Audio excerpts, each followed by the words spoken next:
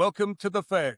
Insiders bringing accountability, integrity, and reform to a broken bureaucracy. At Feds for Freedom, we value constructive dissent and healthy debate.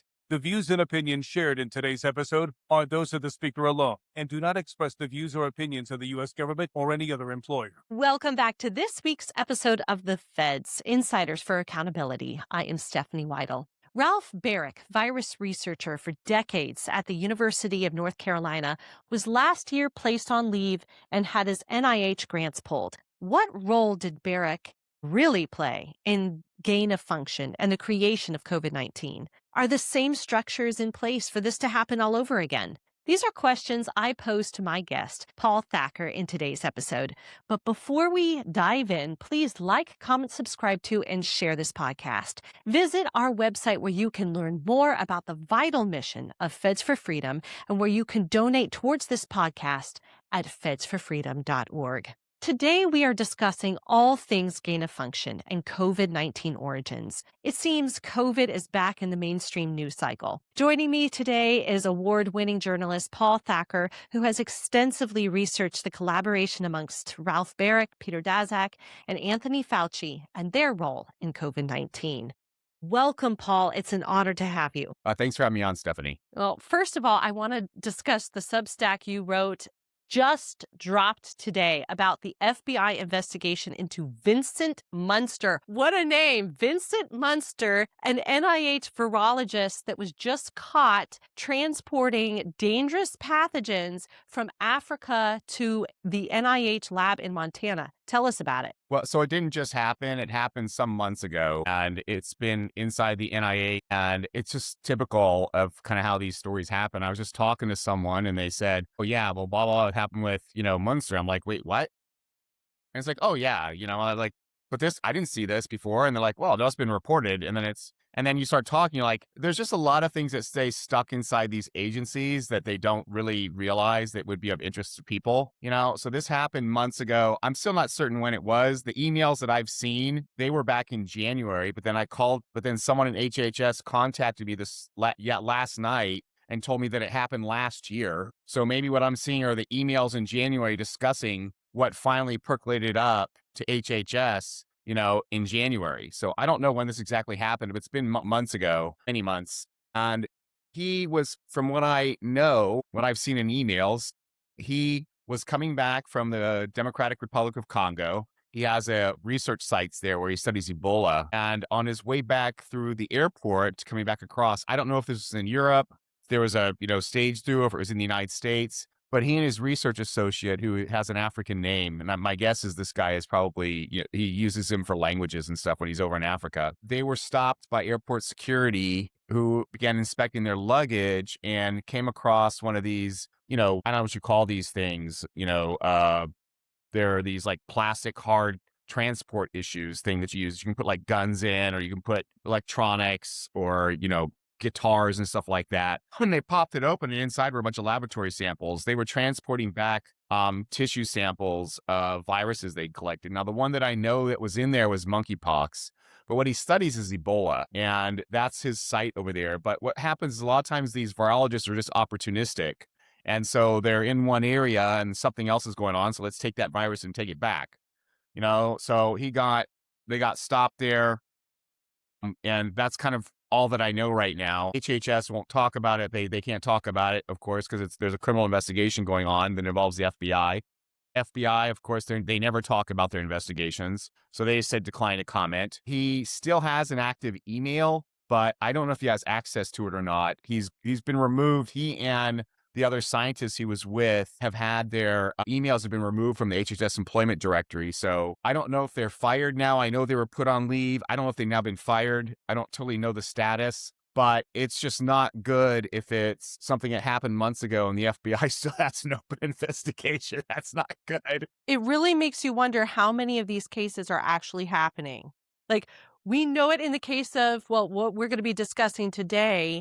And of course, Vincent Munster, but how many others are actually out there? What this is all about is that this guy is just, and my guess is, and what I've heard is they're all doing this So there's been a lot of these just, very high level discussions by virologists about how, well, but they didn't have this virus in their lab. And so you don't know what they have in their freezer. No one does. Okay.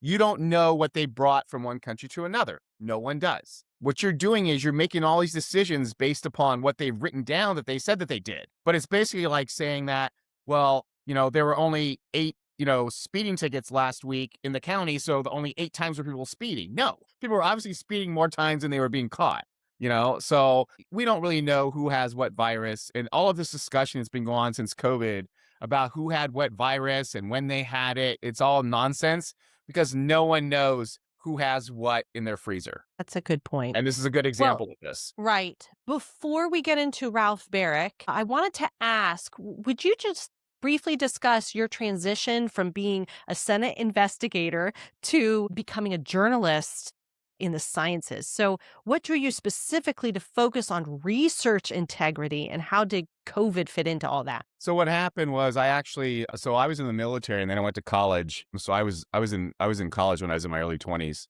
and graduated in my late 20s, and was working in a research lab and decided I wanted to be a journalist. And so I applied to a bunch of different jobs and got an internship at Audubon Magazine, then did another internship at Discover. And then I was a freelancer for many years. Then I moved to Washington and I worked at a science journal called Environmental Science and Technology. It's the top science journal in the field. So I used to joke that everyone who came in for an article, for a study in ES&T, they all thought they had an article in Science or Nature, but really what they had was an article, in ES&T, and I was basically run out of that job because I uncovered corruption inside the chemical world involving a chemical called PFOA, which is, it's part of this chemicals called PFOSs, which are now known as, what are they called? Forever chemicals. And I was one of the first reporters reporting on this, back in the early 2000s. And in the process, what I did is I uncovered what's called a Science for Hire group called the Weinberg Group. And they were orchestrating scientific nonsense, placing studies in journals. I uncovered their plan that they had sent to DuPont to create all this scientific nonsense. There was a movie made out of this called Dark Waters that starred Mark Ruffalo. It was so funny because, I wrote about all this stuff in 2005. Then it ends up in the New York Times in 2012. And then becomes a movie in 2019 or something like that. 15 years after I've written it, it's finally a movie, about all this stuff that's happened. So I was essentially run out of journalism for a while and went to go work on the Hill for Senator Grassley because he was on Senate Finance, and we were doing investigations into corruption in science and medicine, mostly into the pharmaceutical industry. And I worked there for several years, then went to a couple nonprofits, and then was freelancing again and met someone who's a physician here in Spain, and I moved to Spain. And I've been here freelancing forever, running investigations. I don't do brand new news stuff. I run investigations, so I don't need to be in the States. And I was a little concerned at first, but there's a reporter, Glenn Greenwald, who moved down to Brazil, and he was fine from Brazil. And I was like, well, if Glenn can do it down in Brazil, I can do it in Spain. So I gave it a shot, moved over here, and here I am, 10 years later. So I run investigations. I don't really need to, be in DC any longer. I spent a decade there. And, I know how the committees work. I know how the government works. I have friends on on various committees, that I can call up. I have, I know how Congress works. I know how it integrates with how all the different committees integrate. All the different agencies integrate with departments. And I have friends who are lobbyists and everywhere. So I don't need to be there anymore. And I'm glad I'm gone. And so now I'm here.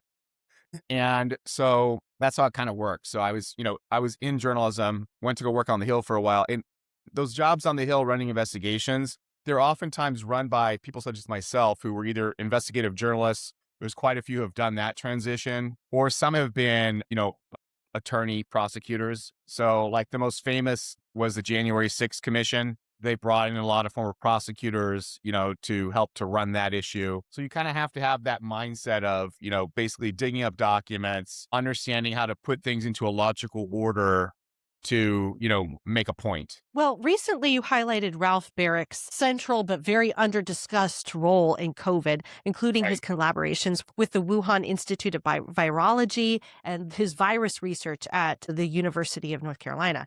Right. What specific research was Baric doing that was so concerning, especially regarding pandemic origins? So there's a lot of con artists out there in the virology world who aren't really, great thinkers. I think a good example of this is someone like Christian Andersen, who is the lead author. He's very well known. He's the lead author on this really corrupt study called Proximal Origins, which dismissed the idea that there could have been a lab accident. Christian Andersen is no one's idea of like a super intelligent guy. He's a loudmouth and a bully. Ralph Baric, however, is different. Ralph Baric is an actual genius. This guy is incredibly smart. He is the pioneer in this field of, engineering viruses, of taking different parts of viruses, pulling them apart and reassembling them to make new types of viruses. He pioneered a lot of the research in this area.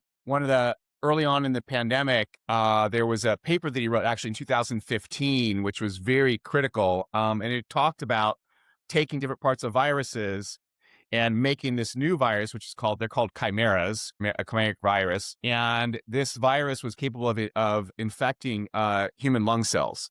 And so when the pandemic started and suddenly we have this respiratory bat virus that's infecting in humans through their lungs, people started pointing at this paper and saying, well, this is how they did it. And Nature Medicine came back and said, well, you can't say that. It was the weirdest thing ever. They put a note on a study that was 5 years old saying that you can't think this about this study. Some people are saying that this explains where COVID came from, but you can't say that. It's essentially what they said. It's the weirdest thing ever. And we know that this was a really critical study because Tony Fauci was discussing it too. Tony Fauci was emailing this study to the people inside NIAID because he wanted to talk about it. And he called it SARS gain of function. It was a gain of function study. What gain of function means is you take a virus and you make it either more transmissible among humans or more deadly once you're infected with it. And that's what this virus was. It went from a virus that could not infect humans to a virus that could infect humans. Do you think there are conflicts of interest associated with his close cooperation with China and even the pharmaceutical interests in China? Oh, of course. I mean, he admitted it himself. He admitted under oath when he was deposed by the House in 2024 that he did not sign on to a very critical paper early on in the pandemic, which was published by The Lancet. And this paper had like 27 scientists on it saying, we stand against these attacks on China. I tried to be very high-minded. We stand against these attacks on Chinese colleagues. And we know that it's a conspiracy theory to say this thing came from a lab, right? The whole thing was orchestrated behind the scenes by Peter Daszak of EcoHealth Alliance, who was funded by Tony Fauci and whose main collaborator was Shi Zhengli at the Wuhan Institute of Virology. So Peter Daszak, he's basically a middleman. He ran EcoHealth Alliance, which has no lab. What it was just an intake for collaborations with different groups to do research. So they were the main people, but they would give out sub-grants to different groups that they were working with. And one of their sub-grantees was Shi Zhengli at the Wuhan Institute of Virology. So Baric did not actually sign on to that paper in The Lancet, nor did he sign on to this other critical paper called Proximal Origins. And the authors actually excluded him because of his close ties to the Wuhan Institute of Virology, right? But what he did do is there was another paper that came out in a journal called Emerging Microbes Infections, and he secretly helped to ghostwrite that paper. And we know this because we have the emails. So they asked him if he wanted to comment on it, and he said, sure, but don't want to be cited in as having commented.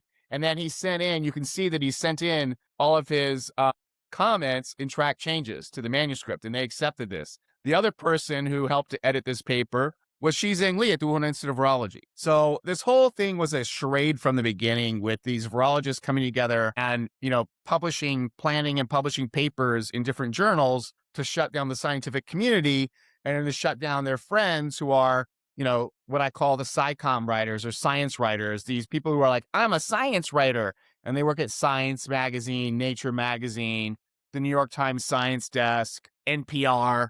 They're all a group of buddies that all know each other back in DC and run in the same circles in DC and New York. So that's what they did. It was a propaganda campaign from the beginning. And Ralph Baric was involved and critical to that process. NIH just pulled its grants from Baric's research, and UNC placed him on leave. Right. Baric has defended his work over and over again, saying that it doesn't qualify as gain of function research. So, would you just talk with us about definitions and discuss the distinctions between gain of function, enhancement, and the standard coronavirus research? So first off, NIH did not just pull his grants. They actually did it last year. It's just that I reported on it because no one talked about it. I mean, I was literally putting together a big piece on Baric, and I called someone inside NIAID and I was like, hey, here's a report on Baric. Here I think are the main important issues. Like, what else should you know? What else should people know? I was like, well, they pulled his grants. And I was like, no, I didn't know they pulled his grants. Why didn't you guys say anything? Well, I don't know. Like, I don't know who did it, but someone, I don't know if it was NIAID or if it was NIH or the White House, and so I'm like, well, the grants are gone. It's so crazy because after I wrote this piece about NIH pulling his grants, I called a friend of mine who works at HHS and I was talking to her about this. And she's like, well, why'd you report on that? We did it last year. So they did it sometime last year, but I don't know exactly when. Why do you think this administration's HHS is so slow in letting the public know that this is happening? I think there's a lot of chaos inside HHS. You've got people who have come in who have never worked in the government before. They don't know how government works. They don't understand how all the parts fit together. And on top of this, they've got this deep state of people that you're not supposed to say deep state, but it's a deep state. And by the way, the term deep state was actually created back in the 1960s by liberals who don't like that term being used right now. It's documented in the New York Times back in the 60s. So they've got people who are just going to fight them, sometimes for good cause. They have decent disagreements with the changes that Kennedy is bringing in. Some of them are just, they're paid for and love in the pharmaceutical industry. Some of them just hate anything involving Republicans and they're partisan hacks. They need to be removed. When you're a government employee, you work for the government, and you certainly you have like your job within the bureaucracy, and that's true, but it's not, you weren't elected. Your job is to, listen to the leadership, give them good advice and follow through. We don't have a lot of people doing that. We have a lot of people who see their main allegiance is to the Democratic Party and not to the taxpayers themselves. And it's also because we're in incredibly polarized times. So I just think it's been very difficult for HHS to get stuff out. I don't know why they didn't, they're also having problems with, whenever they are pulling grants now, they're being sued. And so they may have just wanted to do this quietly and hope that being quiet about it would not cause, a big ruckus. I mean, the other thing to ask yourself is, why didn't UNC say anything? I mean, I think we know why. Why didn't the virologists start complaining? I think we know why. Well, because they need to be investigated themselves. Well, no, they're terrified of the fact because they know how terrible, they know what Ralph Baric has done. They don't know the particulars, but they know that like he's a definite target. He's the brains behind all the research that most of them are doing right now. And they don't want to advertise to the rest of the public that, hey, our field is so terrible that the leader in our field had his grants pulled because when senior people inside the administration went into a skiff and looked at the classified information, they're like, yep, this thing started in Wuhan. And yep, this guy, Ralph Baric at UNC, taught them how to do it. They don't want that coming out. They're trying to play very quiet that this isn't happening. And they're aided by these science writers at the New York Times, at, Nature Magazine, NPR, Science Magazine. They're all in on it. They're all in on the game. Talk with us about definitions. And did the definition of gain of function and enhancement and all of that, did it change before or after COVID? It's changed multiple times. There was also, I know that something was done after COVID started where they ghost edited one of their web pages. They took some stuff out of one of their web pages on gain of function. It's changed over time, and partly because it is an issue that is difficult to define, but it's also the problem that people like Tony Fauci's and others have also purposely made it harder for people to understand so that they can try and, maintain control over the discourse by determining, the terms that we're allowed to use and how we're allowed to discuss it, just for the instance, the fact that they call everything biodefense, like you can't say bioweapon, which is a completely asinine way to look at something. You can take something, you can call it an AR-15, an assault rifle, but just because you give it a name, a defense rifle doesn't change the rifle. It's still an AR-15, and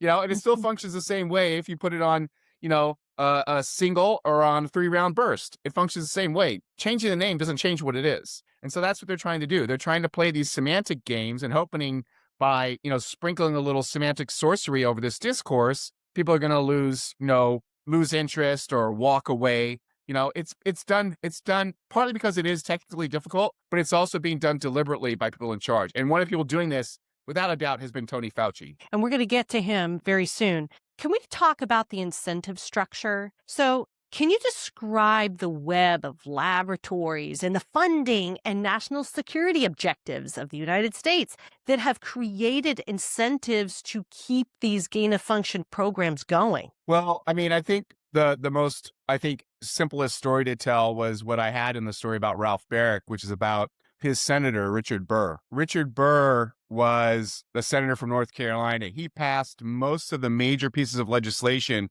which turned on a massive spigot for biodefense. They call it biodefense. Biodefense means also studying these viruses. Essentially, what we've created is a kind of a contract racket. And the way it works is, give me a contract. I'm going to go out and collect all these viruses, and then give me another contract. I'll go out I'm going to study these viruses in a lab. And then you work your way up to a point to where you then try to create some sort of collaboration with a pharmaceutical company for some kind of air for these, potential, an antiviral or something like that. So it's all kind of mixed together. And actually in 2022, President Biden proposed the largest biodefense budget ever, $88.2 billion spread over 5 years. Now, that's the year also when Senator Burr introduced a brand new bill to create this thing called ARPA-H, which is a little over $1 billion a year. It's closely allied with the NIH for even more spending on, biodefense and pandemic preparedness, right? Now, the year he proposed this, a small company in North Carolina called Reedy, run by a guy named Ralph Baric, got a $65 million grant or contract from the NIH, and then then Baric releases this report that same year, his final year in office. The report talks only about China. Nothing about the pandemic research that's being done in the United States. Tony Fauci's name does not appear there. You don't hear, I think, and National Institute of Health appears once in the entire report. They worked very closely with a reporter named Catherine Ebon, who basically did a 9,000 word advertisement for their report with all this colorful reporting about the staffers who worked on it and the hard work they did in their translations and everything, right? No mention at all of anything about what's happening in the United States. Everything's just China. All the answers are in China. Report comes out, right? Senator Burr retires, goes to DLA Piper, becomes a lobbyist on biodefense, takes 2 of his staffers from that committee with him, and then joins the board of a company called Reedy, which is run by Ralph Baric of the University of North Carolina. And I think that's kind of just that little story right there tells you everything you need to know about how this system works. Now, the only reason why I was clued into this stuff is because after that report came out in October, I didn't read it because I read a little bit of the ProPublica report, but I've always been very suspicious of reporter Catherine Ebon because of her history, and I know her history. I got a call from someone in DC who had been out to a Christmas party. So the report comes out in October, kind of, makes a big splash. A couple months later, I'm out one night, get a call back from DC. And it's did you read that report carefully? It's did you just do a control F, look for gain of function, look for National Institute of Health, look for University of North Carolina, look for none of that stuff's in there. Yeah, that's weird. Why is it not in the report? It's well, because Senator Burr's people, he ran into them at a Christmas party and they were happy as hell because they were all going to become biodefense lobbyists. And that's when this person put it together what was going on. It's okay, that report was all designed to misdirect everyone, and make them look at China, because think about it, right? One of the big spigots for biodefense money is the NIH. Something like at the time, 13% of Tony Fauci's institute, their money was spent on biodefense. Then you have ARPA-H comes in, right? Then you got all this money coming in. Are you going to be a senator who's going to point the finger at Tony Fauci and NIAID and then hit the revolving door and go be a lobbyist on pandemics? No, that's not what you're going to do. What you need to do is you need to cuddle up close, make sure you don't ask any questions about Tony Fauci, and then you become a successful lobbyist, at DLA Piper. There are so many parts to this, so many moving parts that it creates oversight almost impossible. Especially for everyday Americans to understand exactly what's going on. What does the oversight for research like this, I mean, you can call it what you want, gain of function or dangerous pathogen research, like what kind of oversight is there or should be there? I mean, they're trying to get something done right now. Trump introduced, there's an executive order. This stuff's been discussed now. This thing's late. It's still sitting up at the White House. There's a section inside the White House called OSTP, or Office of Science, Technology, and Policy. They're the ones who kind of do these, cross-agency, cross-departments coordination on big science questions. So this issue involving gain of function, just to give you a sense of how broad it is, it involves massive sections of the government. So you've got CIA. Why CIA? Well, CIA, right? They're spying on other countries to see what they're doing on bioweapons, right? You've got Department of War involved also, right? State Department, right? You've got FDA, USDA. You've got so many, I can't remember. Well, USAID is gone. NIH, HHS. There's massive areas that are involved in this stuff. So that thing is sitting up at the White House right now, and they haven't dropped it. I can tell you this, the oversight that was done from Congress looking into the origins of the pandemic was garbage. The House committee was run by, I think, a 32-year-old lawyer or something like that. I think he was like 3 years out of law school. He's a little kid, pissed everyone off who understands how oversight is done in the House. You've got Senator Burr, who ran a complete garbage investigation. Everything was about him and how he could make more money. I have no clue how much money that guy has made by basically throwing this garbage report out that then got scooped up by ProPublica and Vanity Fair as an advertisement for him. So, nothing's really going on. And, they're trying to get something out that's going to create an independent board of some type. You've got to have something independent that's going to be outside of NIH and probably outside of HHS, because NIH is kind of a golden child inside Health and Human Services for one very simple reason. Their main job is giving out money. That's what they do. They're basically an agency that gives grants. 85% of the $50 billion they get a year goes out as grants to other universities. So people love them, and it's in a bipartisan way. It's only been since COVID pandemic that Republicans have been so untrustworthy of NIH, and that was because of the nonsense we got from Francis Collins and Tony Fauci. If you go back and look, when there was a shutdown during the Obama years in 2014, NIH was one of the few agencies in the entire federal government. The Republicans went to the White House and said, please keep this open. Most of the times when NIH has gotten an increase in their budget, it's been because of Republicans. Republicans have normally been the bigger supporters of NIH than Democrats. Partly, I think, it's because Republicans don't want to deal with healthcare issues. So they think, hey, we're throwing money at curing diseases. We don't need healthcare because we're curing diseases. There is no diseases. That's my dark comedy take on why Republicans love NIH so much. That's changed, and that's because of Tony Fauci. Okay, let's talk about Peter Daszak. Well, let me first ask, do you think there's going to be accountability with Ralph Baric? I just doubt it. I mean, look, what's happened to him? He's lost his NIH grants. The university put him on leave. I think he might even be back now. I'm not sure that he's completely gone. What I was told is, he was put on leave. I think he's back. I wasn't sure. I went to the university. They're not talking. So I don't know exactly what his status is. And then I talked to someone else. They're like, once you put you on leave, you're out the door. So I don't know exactly what's happening with him. They don't want to talk about it at all. Obviously this is a personnel issue. They're not going to talk about it because as soon as they do anything against Ralph Baric, right, the first thing he's going to do is he's going to hire a lawyer, and he knows he's been there for 30 years. He must know so much dirt on that university by now.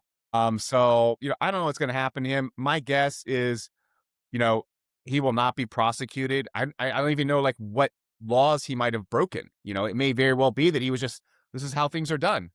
There was a long time in American, where the whole idea of American science was the Chinese are our friends. We're just going to work with them and we'll work together and we're going to be good friends and everything. I mean, you saw what happened during the pandemic. I mean, it's not like what happened with Russia. When it was we need to stay back from Russia during the Cold War, no one said, why are you anti-Russian? Why are you racist against Russians? But this was a tactic that was used by people allied with Tony Fauci. They pushed this meme into the American public that if you ask questions about the research going on in China, which is a fascist country, you were the problem. Not what China was doing the problem. You were the problem for asking the questions. Why are you a racist? I mean, it was a crazy time in America. It was nuts. We're going to get to censorship. Peter Daszak and EcoHealth Alliance funneled NIH or USAID also funds to the Wuhan Institute for bat coronavirus research. What patterns in Daszak's statements and movements suggest a coordinated effort to downplay lab-related risks? Oh, well, I mean, the first thing that he did was he orchestrated that February 17th letter in the Lancet, which called it, don't be a racist by saying this could have happened in Wuhan. He orchestrated that. The emails came out that he was doing this. Actually, Baric didn't sign very specifically because Daszak told him not to. He said, we want to make sure this has some distance from us. That doesn't look too coordinated. He says this is an email, and of the 27 scientists who signed on to it, one of them was Jeremy Farrar, who at the time was the Wellcome Trust funding all these virologists and helped to orchestrate another paper behind the scenes, helped to ghostwrite it. You've got a bunch of other people on there who, were affiliated with EcoHealth Alliance, but used their like someone on the board of EcoHealth Alliance, but signed it as professor at University of Maryland. After a lot of this, it took like a year and a half for a lot of this stuff to come out, right? So this is in February of 2020. It took him till the summer of 2021 until the Lancet finally said, we got to do something about this letter, right? And now his disclosure, Peter Daszak's disclosure on that letter, it's like one of the longest. It's like the length of a Russian novel, like how far this thing goes. His disclosures of all his financial ties. He was hiding his financial ties to Wuhan Institute of Virology the whole time and lying. The guy's a pathological liar. It's so funny. Since this time, he has been debarred in the final, I think it was the final day of the Biden administration, they debarred him. And then EcoHealth Alliance fired him. He's now suing EcoHealth Alliance. There's a court case going on in New York. No, it's crazy. And in the latest filing with EcoHealth Alliance trying to dismiss his lawsuit, they cited all of his lies and all the deceptions he did, as was documented by the Republicans. It's in their filing where they said, you did this, you did this. Yeah, it's in the court filing. So, I mean, and he's also, David Morenz, who was Fauci's, main advisor, he was indicted last week. And in the indictment, they list co-conspirator 1 and co-conspirator 2. Co-conspirator 1, when you read the document, that's Peter Daszak. Co-conspirator 2 is Gerald Koish, who is a retired emeritus professor at Boston University. Now, here's a funny thing. When I wrote about this COVID cover-up for the BMJ in 2021, I wrote about how this was a totally coordinated cover-up in 2021. You could write about this now without being called a racist and a fascist, which I was anyway, right? And it just came out a couple months ago that all three of these knuckleheads, Morenz, Koish, right? So the indicted co-conspirator 1 and co-conspirator 2 started plotting to come after me because what I wrote in the BMJ, and they were going to contact one of the editors there. They're discussing this in an email, So these guys were behind the scenes manipulating, attacking people. They did it for the entire pandemic. Well, you've discussed there actually could be some personal accountability for Daszak. What specific actions or inactions by him and EcoHealth do you believe warrant investigation or consequences? I think Peter Daszak has been investigated to death, I think. I think we all know that, it's pretty clear. I mean, you can look at the court fight. He's a liar. He lied, to the American public. He deceived us. He deceived the NIH. He was working with David Morenz on the inside, trying to coordinate to get his grants back. The emails show this. He was trying to orchestrate, he was also working through people like John Cohen at Science Magazine. I'm sure Carl Zimmer at the New York Times. He was trying to orchestrate media attacks on people and, to gin up media that was complimentary to himself. I mean, one of the craziest things that happened is when they first, so early on in the pandemic, right? So as this virus is circulating, I don't know the exact time, but there were reports that, this is what the former CDC director, Robert Redfield, told me. He went into a SCIF, which is a secure room where you can read classified material, and, was reading all the stuff that the intelligence agencies were finding out. And one of the first things that was in these documents, it was classified at the time, it's not now, was that there was something called a fear and cleavage site on this COVID virus. And as soon as he saw that, he's like, this thing is engineered. This thing's engineered. And that's what he briefed at the time Secretary Mike Pompeo at the time and told him this. This thing was engineered. They didn't know the details at the time, but this thing was engineered, right? This virus. So Peter Daszak knew this. They all tried to just, cover this stuff up. And what they did is they attacked people like Redfield. They went after them. And what's funny is, so then I don't know who told Trump or like when, but remember Trump at the time said, we think this thing came from a lab. And then he was viciously attacked. And there was something like, I don't know, 50 or 60 Nobel Prize winners saying, we need to take the politics out. Whenever a science, as soon as you have an MD or a PhD, when you say things, what you're saying is science. You and I have opinions in politics, but if you have an MD and a PhD and some type of title at an August scientific institution, you no longer have opinions anymore. You just tell the science, in all bold, THESCIENCE. I am the science, like what Fauci said, right? So these Nobel Prize winners said the science, which is stop being so political. Well, we know these people didn't know what they were talking about. They're just, yakking. And my guess is that one of the people working for DASAC helped orchestrate that letter.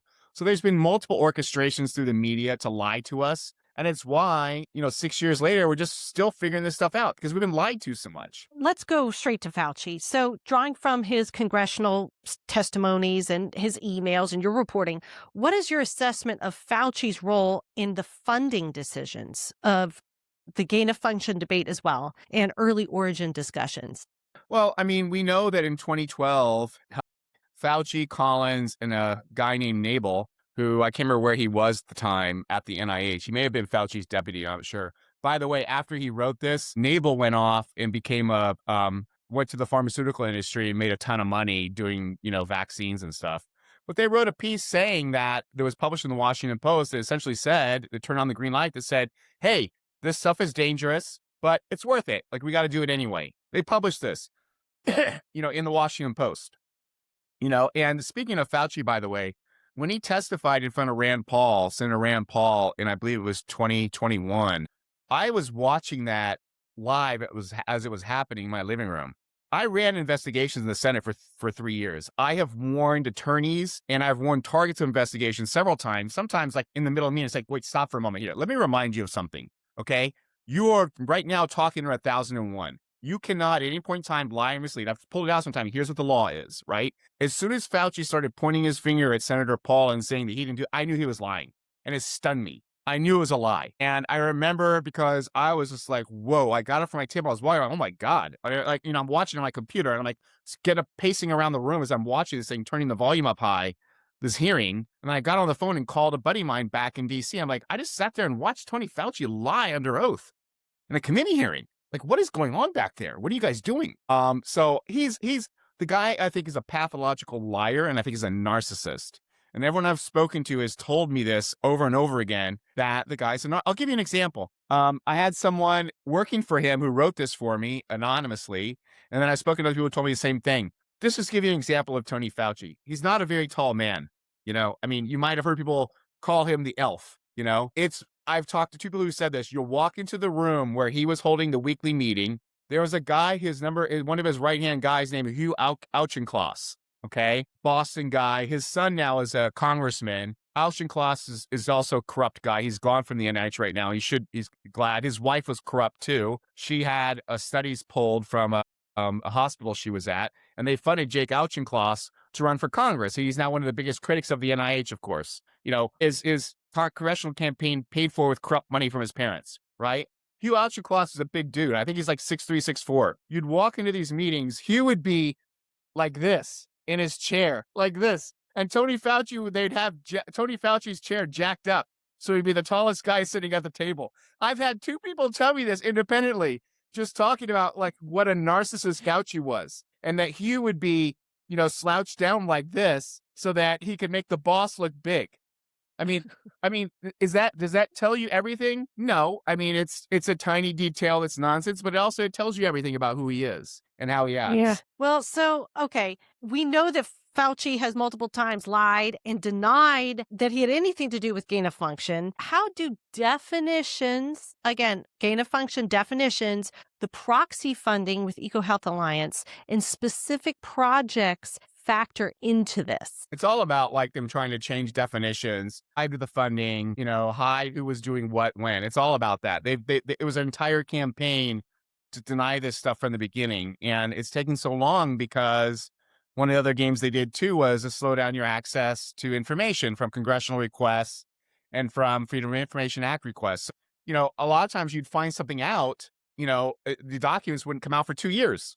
And you realize like, oh my God, you knew this. Like, you knew this, you were lying. Like I mean, I'll give you an example. Like one of the things that came out was I wrote about the new NIH director, Jay Bhattacharya. And, these emails came out where Francis Collins referred to him as a fringe epidemiologist in these private internal emails. It came out later, right? Well, he says this, and much of what's in those emails appears 2 days later in the Washington Post. And I'm blanking the name of the reporter right now. He's gone. He should be gone. He's one of these ridiculous, stupid science writers.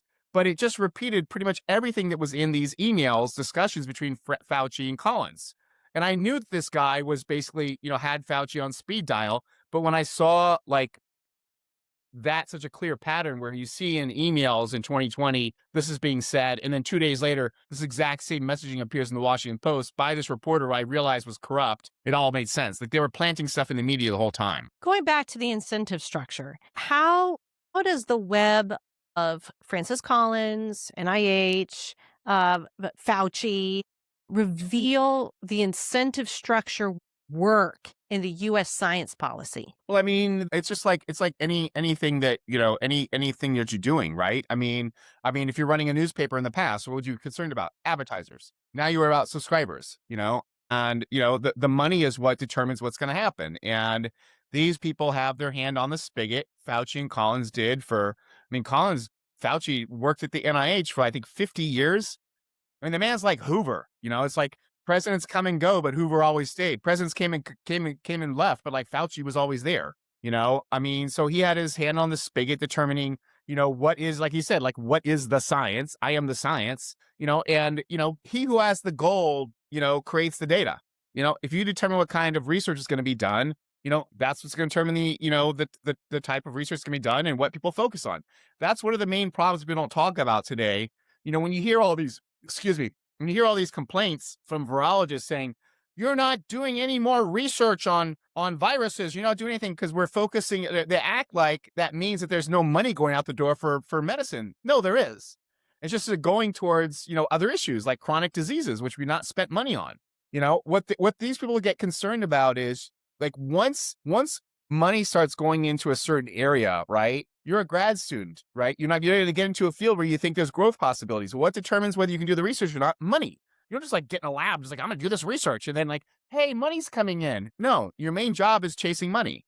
And so these people are pissed now because we're like, you know what? We spent way too much money on this stuff and it looks like it caused a pandemic. We're going to spend money on other things we've been neglecting in the past.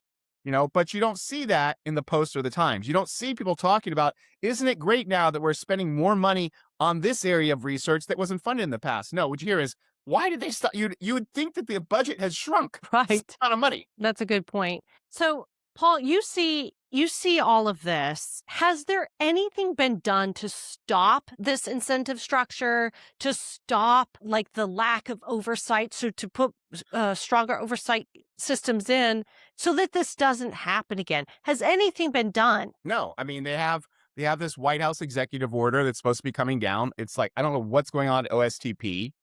They need to bring this thing out. And then once they finalize, the new guidelines, they've got to implement them. That's going to take some time. One thing they've done is they've stopped funding a lot of this stuff, but part of the problem is that, science is, somewhat like journalism, right? You go out and you tell people like there's no one telling you what you can or cannot write. Like it's your editor. Like if you don't like that, you can go somewhere else. If you can find a place, someone will pay you to do something, you can do that. Same thing with virology. I mean, the main problem they have right now is not that there's not money for them to do this crazy research, is that it's not coming that much anymore from the NIH, but there's other funders out there. There's, a Wellcome Trust, the Gates Foundation, I mean, they're also funding all this stuff. What they're pissed off about is that the NIH was a major funder and now a lot of that funding is dried up. Is there anything that could be done legislatively? I mean, I think there's a lot of some maybe technical fixes that can be done. I think part of the problem is that we've not really had a full accountability. We had a House committee investigating this stuff. It was not really a very good investigation run by some kid attorney who didn't know what the hell he was doing. It also was incredibly partisan. The Democrats were not interested at all in understanding. I read some depositions with, the Congresswoman from Michigan, Dingell. Okay. Her husband was a god. This guy was an amazing congressman, Congressman Dingell, wrote amazing pieces of like very foundational pieces of legislation. I used to watch him, and I applied to get his job on his committee working for him. I didn't get that, but I partnered with a lot of his staffers at the time.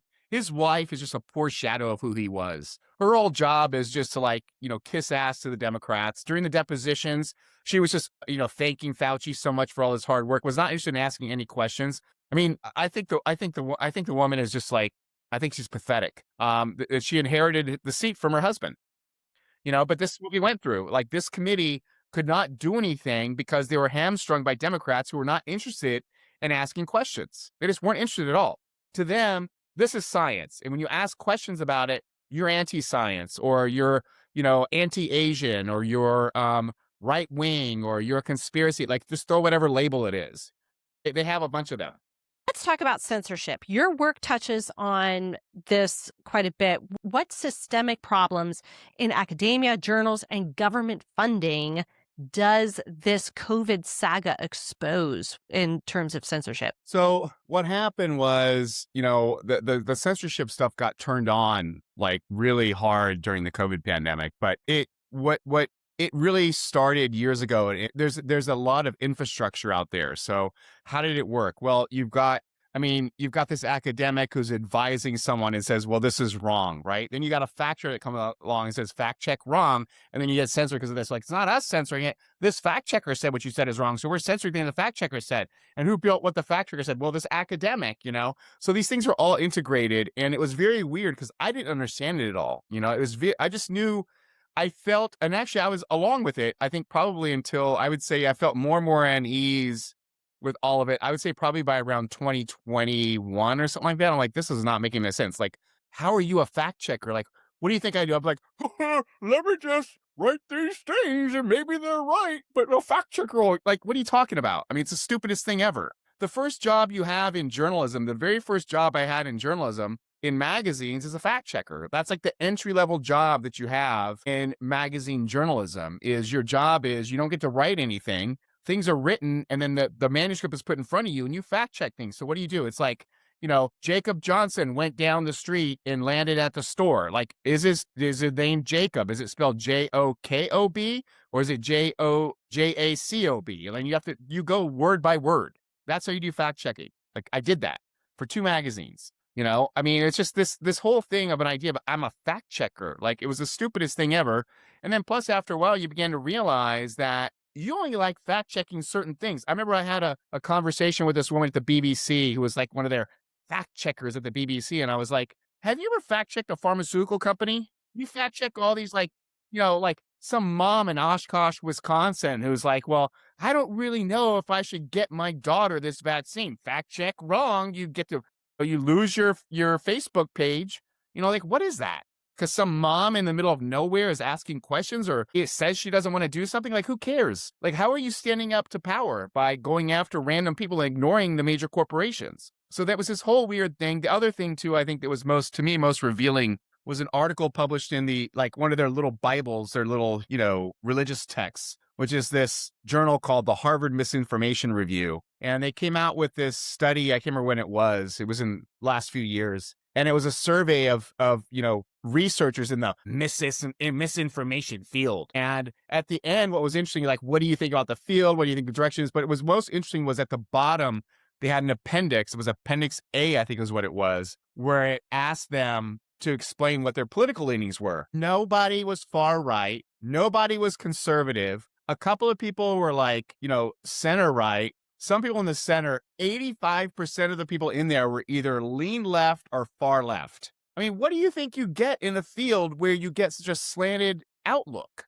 What would you have if what kind of food do you think you'd be making if 85% of the people in the, who were the people designing the recipes were men? You'd be doing a lot of barbecue, wouldn't you? It's just it's just so ridiculous. And these academics are so asinine and self-absorbed. They never bother to look at their own selves. They're so busy telling everyone else how to think. And then you've got these reporters too, same problem in journalism. You've got a problem where, they're all leaning in one direction at legacy media outlets. It's ridiculous. Past, especially 2 years, a lot of the censorship that happened during COVID has been brought to light. And I think that has left a bad taste in everyday American citizens' mouths. But the problem hasn't disappeared. And the problem, it's not been taken care of. So what's the way out of censorship? Well, part of what's happened is, Trump has done some good things. He's defunded a lot of these stupid academics and these ridiculous, dumb NGOs.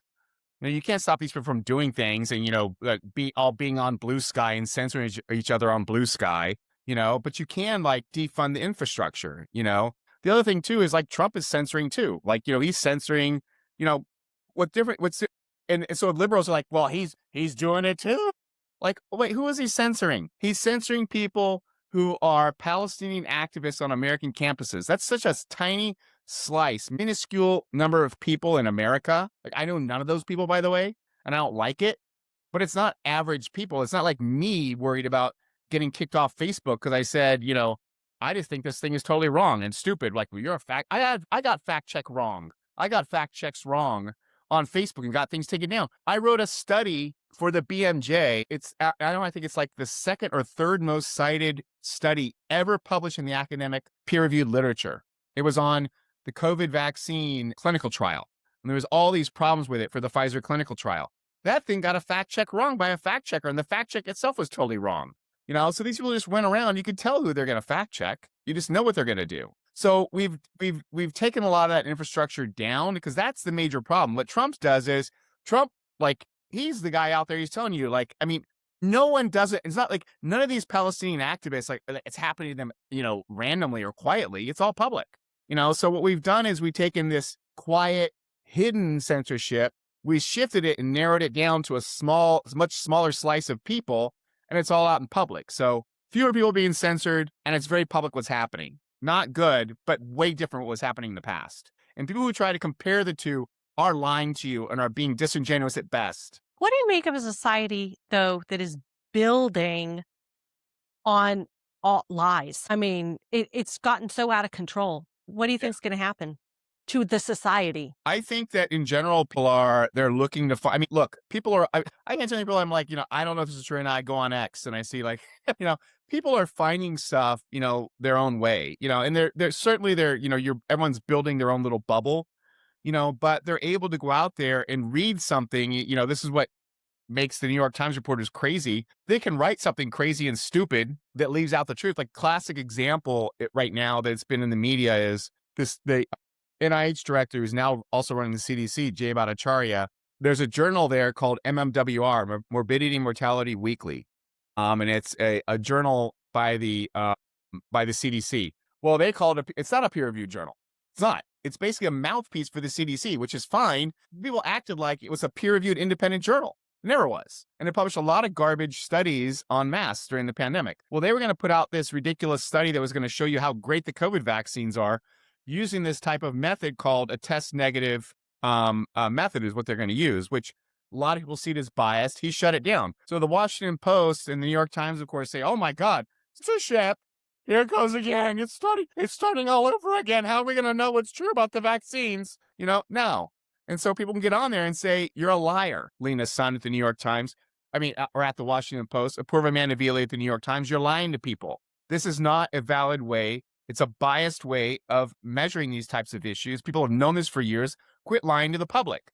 So, readers of the New York Times, they're going to believe what they're going to believe, but if they get on X, they're going to see something different. So, and if they don't like it, which a lot of them don't, because they're bigots, let us go to Blue Sky, where people are telling them things that they know is true. A lot of times what people are looking for, they don't go to news for information. They go to news for affirmation and confirmation of what they already know. So it's just not news. Have there been any changes recently, like indictments or international angles that have slightly changed the picture on Fauci and Peter Daszak and Ralph Baric? Well, you had Morenz, Fauci's right-hand man, was indicted, and Daszak named as a co-conspirator. Part of the problem we had is why it's taken so long, and I don't know the total details, but you will have noticed that there was a very blonde woman who liked to be on Fox News all the time, who was running the Department of Justice, and she's gone. There's a new guy in town. And suddenly you see all these things happening. So, I don't know what was going on. I know that there were problems. Pam Bondi looked terrible when she testified before Congress. She's out, thank God. I think that was a great move Trump did. She was way in over her head. And now you've got Todd Blanche, who's a much more experienced, a much more professional attorney who I don't know what's going on, but like things are coming out right now. So I don't know how much further things are going to go. I do know that there is more weight for the virologists. I don't know when it's going to happen, but there's more coming for them. Well, if you could compel full transparency from one key player in all of this, who would it be? Well, Fauci they should take this guy, hook him up to whatever, and, make him tell everything, that he knows, and ask him questions about, the lies that he's told in the past and figure out that guy has been lying and deceiving from the beginning, and he's been deceiving Congress, the public, and people inside the government. I think Biden himself, I think he deceived Biden also. But has Fauci ever been polygraphed? I mean, I don't know because, he's got a top security clearance. And so, yeah, you can be polygraphed then.